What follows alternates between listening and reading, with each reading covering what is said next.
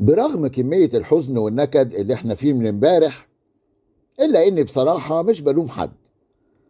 احنا الموسم ده وخصوصا في الدوري لعبنا ماتشات كتير وحشة قوي، ماتشات الواحد مش عايز حتى يفتكرها اصلا، وعلى رأسها طبعا ماتش بيراميدز. لكن ماتش امبارح كان حلو. الاهلي عمل كل حاجة في الكورة، الطبيعي اننا كنا نطلع كسبانين، لكن تقدروا تقولوا كده مفيش نصيب.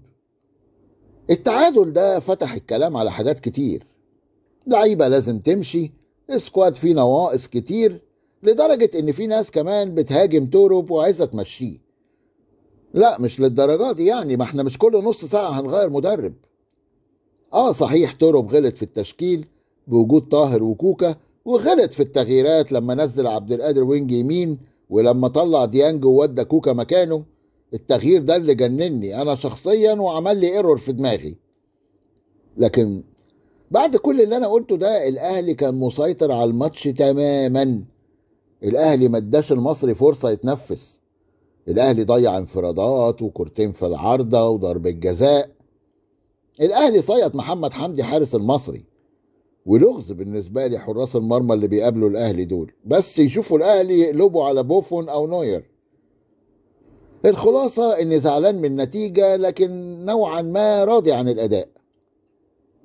لو خدتوا بالكم امبارح من الماتشات القليلة جدا اللي ما وقعناش فيها بدنيا، وكان في شوية روح واصرار عند اللعيبة. صحيح كوكا وطاهر كانوا وحشين قوي، لكن ايه الجديد يعني؟ ده الطبيعي بتاعهم. انا حتى مش عارف هما بيلعبوا في الاهلي ليه لغاية دلوقتي، وحتى مش عارف هما بيلعبوا كرة اصلا ليه يعني. لكن الباقيين كانوا الى حد ما كويسين. محمد عبد الله كان كويس الشوية اللي لعبهم، لازم ياخد بعد كده، يستحق الفرصة. الاهلي هيعمل ميركاتو كويس في يناير ان شاء الله، لكن اهم حاجة نوصل يناير من غير خسائر.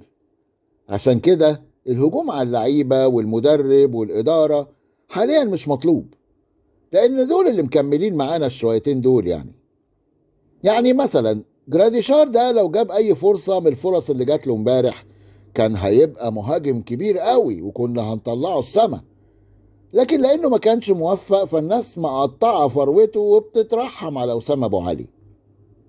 وزيزو عشان ضيع ضربة الجزاء فالناس نسيت كل المجهود اللي عمله في الماتش.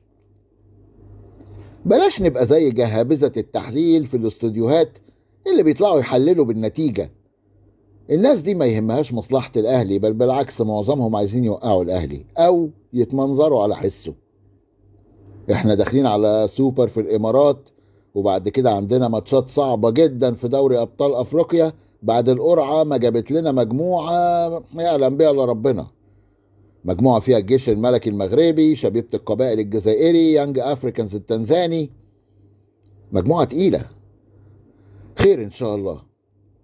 أما الزملكاوية بقى اللي شمتانين في زيزو، يا ريت بس ينتبهوا للجعان الجديد أشرف رؤى اللي تجرأ وطلب حقه. وعلى فكرة في 2-3 جعانين برضو هيظهروا الأسبوع اللي جاي، من أسبوع ل10 أيام كده، بس بمبالغ أتقل وأكبر. حد يبلغ لهاليبو آكل أموال اليتامى إن داخل عليه سواد، وجه وقت السداد، ويا الدفع يا الوقف.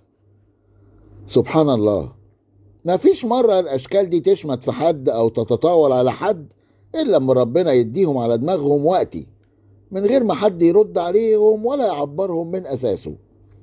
ناس ما عندهاش دم.